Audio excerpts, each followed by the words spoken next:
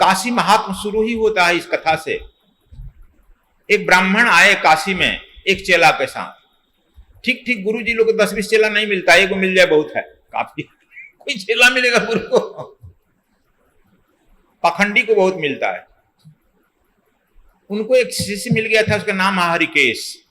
काशी महात्मा शुरू होता है यहीं से। तो लोग काशी का नाम सुना है लेकिन काशी महात्मा नहीं सुना होगा। हरिकेश को लेकर के रहने लगे गुरुजी। गुरुजी गंगा स्नान करते, हरिकेश को कहते कि जाओ आज पुआ बनाओ, पूड़ी बनाओ, मांग कर लाता बनाता, सब ले जा गुरुजी को भोग लगाता। गुरुजी कुछ खाते कुछ फेंकाते, उसको छोड़ते ही नहीं। देखिए कि दिन फेंक आए हैं, वो जाकर चलवा उसका हरिकेश खा रहा है, कहा आगे तो बड़ा गड़बड़ी हुई, खा रहा है। फिर गुरुजी उपाय किए कि कैसे काम करे, अब खाओ का थूक थक दिए और कोई कुत्ता उता को डाल देते, सब भोजन कुछ रहे नहीं इसको। कभी कहे करे बच्चा हरिकेश, हाँ आज रसमलाई खाने का मन, कहता कि तो पैसा दो तब ना मांगला मैं। तुम तो कहता ना जी पैसा दो, मुफ्त बनाए गुरु जी। जाकर मांग कर लाता, कुछ अपने लिए भी ले आता, गुरु जी कुछ खाते फेंक देते जाकर घूरा पर। एक दिन नहीं, देखो काशी महात्मा यहां शुरू होता है, एक दिन भोजन नहीं मिला हरिकेश को। तुम जानते हो कि काशी की ठिका लिया है अन्नपूर्णा जी की, किसी को एक दिन हम जो है भूखे नहीं रहने देंगे काशी में, जानता है ना।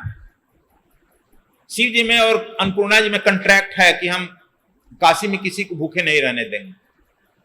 अन्नपूर्णा जी बड़ी बेचैन हुई कि जब हरिकेश जो है बिना खाए रह जाता है, इसका गुरु बड़ा कसाई है। अब कहीं कोई किसी से भोजन मांगता, 2 रोटी तो दे देती, 10 रोटी ले जाओ, 2 रोटी तुम्हारा गुरु खाएगा और तू खा लेगा। लेकिन देखता कि नहीं, अन्नपूर्णा पीछे पीछे देखती, फेंक दिया। जब 1 महीना हो गया काशी में, तो अन्नपूर्णा छटपटा गई कि यह तो ब्राह्मण खाया बिना मर जाएगा। तब जाकर शंकर जी से कही, ऐसे जरा सुनते हैं हमारी बात। औरत क्या कहती है, कैसे कहती है, तुम लोग हमारी बात सुनते हैं जरा, तो आप कहिए क्या करें। कि देख आपके काशी में हमने सबको भोजन कराने का ठिका लिया। हमने कि हाँ तो तुम्हारी जिम्मा है, तुम करो, देखो अपना काम। हर एक ब्राह्मण का चेला जो है ब्राह्मण, उसको 1 महीना हो गया भोजन नहीं मिला, खाली गंगा जी का पानी पी कर रहा है। तो क्या कर रही हो? कहा कि उसको भोजन जितना देते हैं गुरु खाता है, कुछ फेंक जाता है, इसको देता ही नहीं है।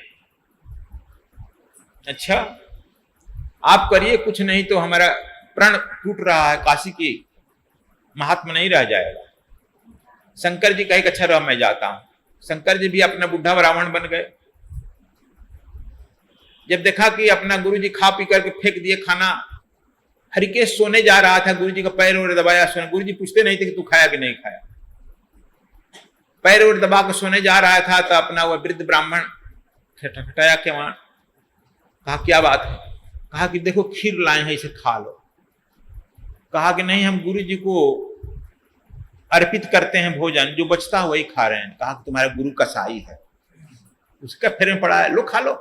चुपचाप कहा कि आप बाहर जाइएगा कि धक्का देकर बाहर करो हम।